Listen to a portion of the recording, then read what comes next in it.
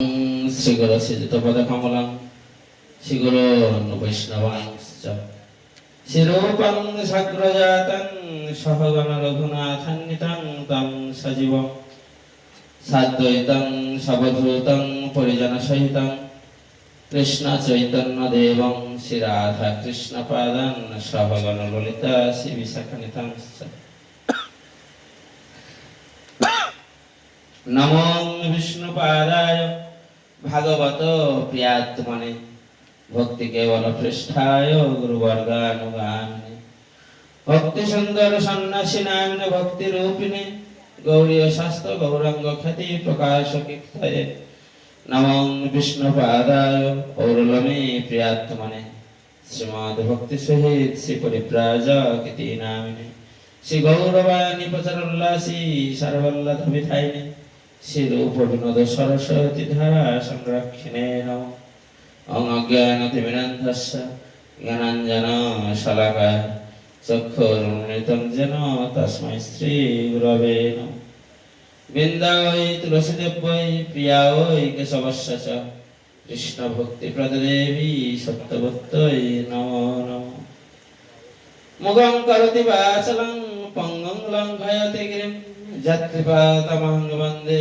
পরমানন্দ মাধবং শ্রীগুরুং দীনতারিণং নাম ষষ্ঠং মনোপি সচিপুত্রং অত্র স্বরূপং রূপং তস্য অগ্রজং রূপরিং মাথুরিং গোষ্ঠবাটিং রাধা কুণ্ডং গিরিবরণঃ রাধিকা মাধবসাং প্রাপ্ত যস্য প্রথিত কৃপয়া শ্রীগুরুং তং নতোস্মি নারায়ণং নমস্কৃত্যং নরং চৈব নরোত্তমং দেবীং সরস্বতীং ব্যাসং ততো জয়মুদীরয়ে ওই নন্দতনুজ কিঙ্করং পতিतं মাং বিষমে ভবং বুধৌ কৃপয়া তব পদপঙ্কজস্থিত ধূলিসদৃশং বিচিন্তায়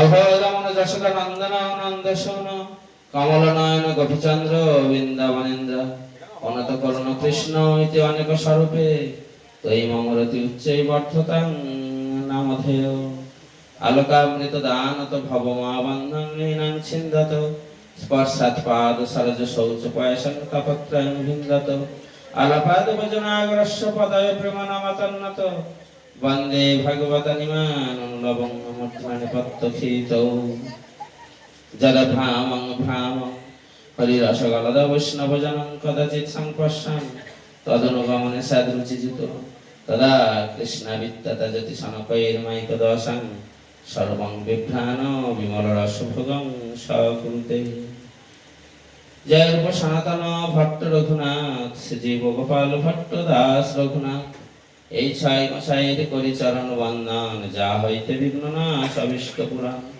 এই ছয় গোসাই যার মুই তাঁর দাস তা সবার পদরেণু মোর পঞ্চগ্রাস তাঁদের চরণ সেবী ভক্ত সানেবাস জনমে জনমে হাই এই অভিলাষ বাঞ্ছা কল্পতরুভ্যশ্চ কৃপা সিন্ধুভ্যেব চ পতিতানাং পাবনেভ্যো বৈষ্ণবেভ্যো নমো নমঃ জয় শ্রীকৃষ্ণ চৈতন্য প্রভু নিত্যানন্দ শ্রী অদ্বৈত গদাধর শ্রীবাসাদি গৌর ভক্তবৃন্দ হরে কৃষ্ণ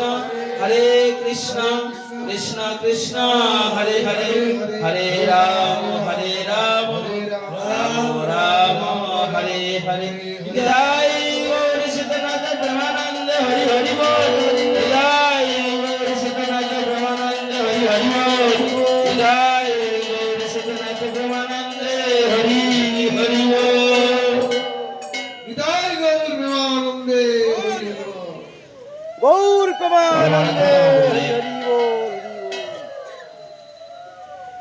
নিত্যলীলা প্রবিষ্ট বিষ্ণুপাদ পরমহংস অষ্টতর শতশ্রী শ্রীমদ ভক্তি সহিত পরিব্রাজক গোস্বামী মহারাজের আতুল চরণে অনন্ত অনন্ত দণ্ডবত প্রণতি জ্ঞাপন করি।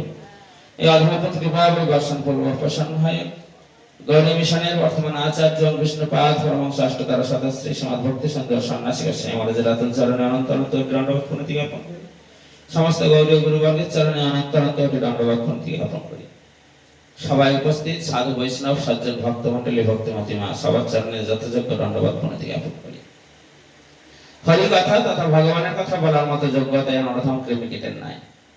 তথাপি সাধুগুরু বৈষ্ণবের সঙ্গ লাভে যা কিছু শ্রবণ করেছি বৈষ্ণব আদেশ রক্ষার্থে তাহাই কীর্তনকে শ্রবণে তারা আত্মসংশোধনের প্রয়াস মাত্র। আজ দক্ষিণ চব্বিশ পরগনা গৌরী মিশন নামট্য সংঘের পরিবেশনায় 13তম নামট্য অনুষ্ঠিত হচ্ছে। যদিও দক্ষিণ চব্বিশ পরগনা গৌরী মিশন নামট্য সংঘের যে নামট্যের বহর আজকের সেটা দেখা যাচ্ছে না, তার অনেক কারণ আছে, অনেক দূরত্বের রাস্তা। সবে দোল পূর্ণিমা অনুষ্ঠান গোদ্রুম থেকে ফেরা হয়েছে, যার জন্য ভক্ত সংখ্যা একটু কম, কিন্তু হলেও নামহট্ট, নামের হাট। এখানে আমরা এসেছি কেন? একটু আগে আমাদের সভাপতি বাবু বলছিলেন যে সাধন ভজন এটা আমাদের টিকিয়ে রাখতে হবে। আজ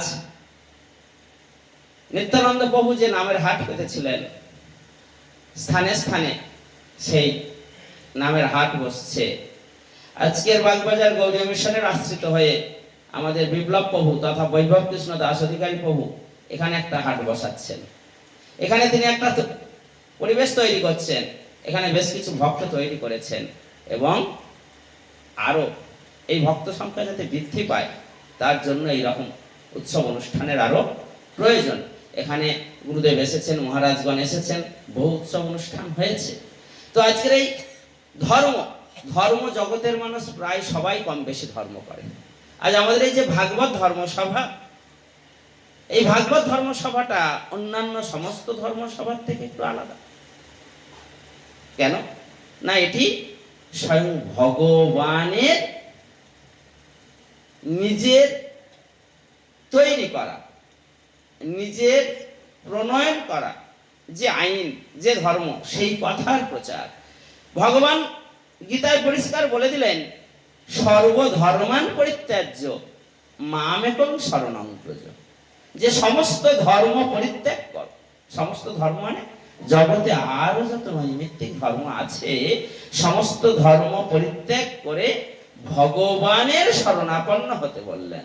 আমাদের দেবকুমার প্রভু বলছিলেন যে অন্যান্য দেবদেবীর পূজা আর ভগবানের সেবা পূজার কথা বলছিলেন।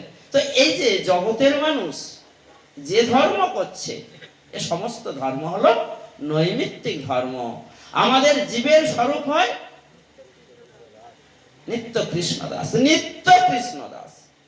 জীব স্বরূপত নিত্য কৃষ্ণ দাস, সর্বক্ষণ কৃষ্ণ দাস। কৃষ্ণের সেবা করাটাই একান্ত কর্তব্য, আর সেই কৃষ্ণ সেবা করাটাই হলো স্বরূপের ধর্ম, নিত্য ধর্ম। আর বাদবাকি যা কিছু ধর্ম নামে চলে সব নৈমিত্তিক ধর্ম। আর ভগবান শ্রীকৃষ্ণ গীতায় বলে দিলেন, এ সমস্ত ধর্ম পরিত্যাগ কর। এই সমস্ত ধর্ম পরিত্যাগ করে শুধু ভাগবত ধর্মের অনুশীলন করো, ভগবানের শরণাগত হও। ভগবানের শরণাগত হলেই ভগবান কথা দিলেন, অহং তাং সর্ব পাপেভ্য মোক্ষয়িষ্যামি মা শুচি, আমি তোমার সমস্ত পাপ থেকে মুক্ত করে দেব। আজকে আমাদের ভয় হয় যে আমরা দেবদেবীর পূজা না করলে তারা যদি পাপ সাপটাপাত দেন, বিভিন্ন ধর্ম পরিত্যাগ করলে যে পাপ হবে। বললেন কোনো পাপের ভয় নাই, সমস্ত পাপ থেকে মুক্ত করে দেবে কে? ভগবান। শুধু যদি ভগবানের শরণাগত হয়, শুধু যদি ভগবানের শরণাগত হওয়া যায়, আর কাউকে ধরার দরকার নেই। ভগবান সমস্ত কিছুর মূল। তাই শাস্ত্রে বললেন, সভাপতি বলছিলেন কি, সাধু শাস্ত্র গুরু বাক্য। সাধু শাস্ত্র আর গুরু বাক্য, এই তিনটিকে ধরে থাকতে হবে। সাধু শাস্ত্র গুরু বাক্য চিত্তেতে করিয়া ঐক্য, আর না করিও মনে আশা। মনে আর অন্য কোনো কিছু আশা করার প্রয়োজন নেই, শুধুমাত্র এই তিনটি জিনিস ধরে রাখতে হবে। সাধুকে ধরে রাখতে হবে, আর শাস্ত্র মেনে চলতে হবে, আর সর্বোপরি গুরুদেবের আদেশ উপদেশ মেনে চলতে হবে। তাহলেই আমাদের মানব জীবনটা ধন্য হয়ে যাবে। কবে থেকে এটা শুরু করতে হবে? জগতের মানুষ বলে কি, আরে ওসব ধর্মকর্ম একটু বয়স হোক, একটু বয়স হোক, এত তাড়াতাড়ি। কিন্তু শ্রীমদ্ ভাগবতমে প্রহ্লাদ মহারাজ বলেছিলেন যে ধর্ম কবে থেকে শুরু করতে হবে। ভাগবতমে বললেন, কৌমারং আচরেৎ প্রাজ্ঞ, কৌমারং আচরেত ভাগ্য ধর্মান ভাগবতানি হও দুর্লভং মানুষং জন্ম তৎ অপি অধ্রুবম অর্থদম। কৌমারং আচরেত ভাগ্য, কৌমার কাল থেকে, শিশুকাল থেকে এই ভাগবত ধর্মের অনুশীলন করতে হবে। বলছে যারা বুদ্ধিমান, ভাগ্য বুদ্ধিমান, যারা বুদ্ধিমান তারা কি করে? যারা বুদ্ধিমান তারা বাল্যকাল থেকে, শৈশব কাল থেকে এই ভাগবত ধর্মের অনুশীলন শুরু করেন। ভাগবত ধর্মের অনুশীলন শুরু করে তারা ভগবানের পথে যান। কারণ ভগবান ছাড়া এই জগতে আর নিত্য কিছু নাই। ভগবান ছিলেন, আছেন, থাকবেন। সেই ভগবানের সাথে ভগবানের ধর্মের অনুশীলন করতে হবে, ভগবানের সাথে সম্বন্ধ তৈরি করতে হবে। জগতের আর অন্য কোনো সম্বন্ধের প্রয়োজন নাই। যদি ভগবানের সাথে একবার সম্বন্ধ জ্ঞান হয়ে যায় তাহলে এই মানব জন্মটা সার্থক হয়ে যায়। বিদায় গৌর প্রেমানন্দে। তাই সেই শিশুকাল থেকে, বাল্যকাল থেকেই ভগবানের ভাগবত ধর্মের অনুসরণ করতে হবে। বললেন ধর্মান ভাগবতানি হও, ইহ জন্মে, এই জন্মে সেই ভাগবত ধর্মের অনুসরণ করতে হবে। কেন না? দুর্লভং মানুষং জন্ম। আজকের আমরা সেই মানব জন্ম লাভ করেছি যেটা দুর্লভ জন্ম। সমস্ত শাস্ত্রে সর্ব জায়গায় কথা দৃঢ়ভাবে বলা আছে যে মানব জন্মটা দুর্লভ জন্ম। বহু জন্ম জন্মান্তরের একটু একটু সুকৃতি জমা হতে হতে হতে হতে আজ আমরা মানব জন্ম লাভ করেছি। সেই মানব জন্ম লাভ করে যদি আমরা ধর্মের অনুশীলন না করি তাহলে বললেন এই মানুষের সাথে পশুর আর কোনো পার্থক্য থাকলো না। ধর্মে হীনা মানা পশুভি সমানা। যার ধর্মে মতি নাই, যে মানব জন্ম লাভ করেছে কিন্তু ধর্মে যার মতি নাই, যে ধর্ম অনুশীলন করে না, বলছে তার সাথে পশুর কোনো পার্থক্য নাই। পশু আর সে সমান। কারণ পশুরা অনায়াসে যা পায় কি আহার নিদ্রা ভয় মৈথুন, এই নিয়ে মেতে আছে। আর মানুষ তার সমস্ত বিদ্যা বুদ্ধি বিবেক সবকিছু কাজে লাগাচ্ছে কি না ওই আহার নিদ্রা ভয় মৈথুনে। যদি তাই করে তাহলে এই পশুদের সাথে মানুষের পার্থক্য কি? কেন মানুষ শ্রেষ্ঠ? মানুষ শ্রেষ্ঠ এই জন্য যদি সে ধর্ম আচরণ করে। তাই ধর্ম আচরণ করতে হবে। বলছে এই দুর্লভ মানুষ জন্ম এটা অনিত্য, অনিত্য, এই আছে এই নাই, কি অধুবম, অনিত্য, এই আছে এই নাই। যে কোনো মুহূর্তে আমাদের মৃত্যু হয়ে যেতে পারে, যে কোনো মুহূর্তে ভগবান আমাদের ব্যাটারিটা খুলে নিতে পারে, যে কোনো মুহূর্তে কোনো ঠিক নাই, কতক্ষণ সময় আছে আমরা কেউ জানি না। তাই এই মানব জন্মটা অর্থবহ। কেন অর্থবহ না এই মানব জন্ম লাভ করে আমরা হরিভজন করে ভগবানের ভজন করে আমরা আমাদের আদি বাড়ি গোলক বৃন্দাবনে চলে যেতে পারি একমাত্র মানব জন্মে। খট্টাঙ্গ রাজা, রাজা খট্টাঙ্গকে দেবতারা আমন্ত্রণ করেছিল দেবতাদের হয়ে যুদ্ধ করার জন্য। তো যুদ্ধ করে যখন যুদ্ধ জয় হয়ে গেল তখন দেবতারা খট্টাঙ্গ রাজাকে বর দিতে চাইলেন যে আমরা তো দেবতা, তা তুমি আমাদের হয়ে যখন যুদ্ধ করেছো তাহলে আমরা তো তোমাকে এমনি এমনি ফিরিয়ে দিতে পারি না, তুমি কিছু বর চেয়ে নাও। তো বর চাওয়ার আগে খট্টাঙ্গ রাজা কি বললেন? আমার আর কতক্ষণ আয়ু আছে আগে একটু দেখে দিন। তো যখন দেখলো যে আয়ু আছে আর মাত্র ক্ষণকাল, তখন সঙ্গে সঙ্গে কি বললেন? এক মুহূর্ত মাত্র আয়ু আছে। তখন খট্টাঙ্গ রাজা বললেন আমাকে এইবার দিন, এই মুহূর্তে আমাকে মর্তভূমিতে নিয়ে চলে যান। তিনি মর্তভূমিতে চলে আসতে চাইলেন। কেন না এই মর্তভূমি থেকে হরিভজন করে সরাসরি ভগবত ধামে পৌঁছে যাওয়া যায়। তাই খট্টাঙ্গ রাজা দেবতাদের কাছে এইবার চাইলেন আমাকে মর্তভূমিতে নিয়ে চলুন, আমি ভগবানের আরাধনা করে ভগবত ধামে চলে যেতে চাই। তাহলে এই সেই মর্তভূমি। আজ আমাদের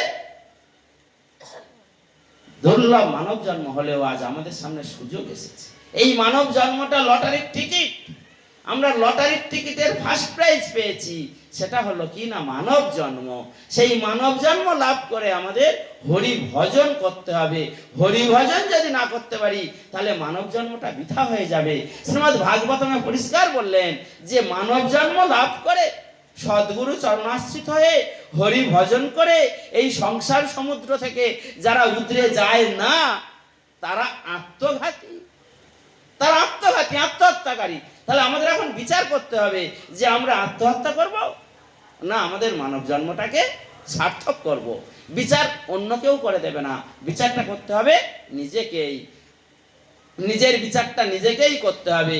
ভাগবতে পরিষ্কার বললেন, নিধেয়ং আদ্যং সুলভং সুদুর্লভং প্লবং সুকল্পং গুরুকর্ণধারম ময়ানুকূলেন নবস্যতেরিতং পুমানুভবাবধিং ন তরেত স আত্মহা।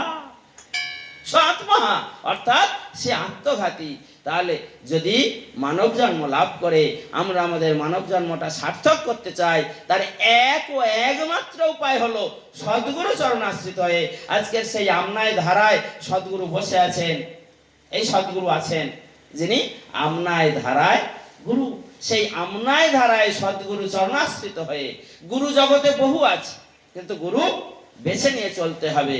সেই সদ্গুরু চরণাশ্রিত হয়ে হরি ভজন করে আমাদের এই মানব জন্মটা সার্থক করতে হবে। আসুন আমরা সবাই সেই চেষ্টা করি। আজকের এখানে যারা সমবেত হয়েছি আমরা সেটা অনুভব করে আমাদের জন্মটা সার্থক করার চেষ্টা করছি। কিন্তু মহাপ্রভু বললেন, ভারত ভূমিতে জন্ম হইল যার, জন্ম সার্থক করি কর পরোপকার। জন্ম সার্থক করি, নিজে হরিভজন শুরু করতে হবে। হরিভজন নিজে শুরু করে ফেললে হয়ে গেল না, তারপরে চেষ্টা করতে হবে আমার আশেপাশে যারা আছে, আমার নিজের পরিবারে যারা আছে, আত্মীয় পরিজন যারা আছে, সবাইকে এই হরিভজনে যুক্ত করার চেষ্টা করতে হবে, যেটা আমাদের বিপ্লব প্রভু বৈভব কৃষ্ণ দাস অধিকারী প্রভু করছেন। আসুন আমরা সবাই মিলে, এখানে যারা আছেন সবাই মিলে সেই চেষ্টা করি, নিজে তরে যাই অপরকে তরিয়ে দিই। জগতের মানুষ নিজে মরে অপরকে মারে, আর সাধুরা নিজে তরে অপরকে তরায়। তাই সাধুদের সেই চেষ্টা করতে হবে। আমরা আসুন আমরা সবাই মিলে সেই চেষ্টায় ব্রতী হই। বাঞ্ছা কল্পতরুভ্যশ্চ কৃপা সিন্ধুভ্যৈব চ পতিতানাং পাবনেভ্যো বৈষ্ণবেভ্যো নমো।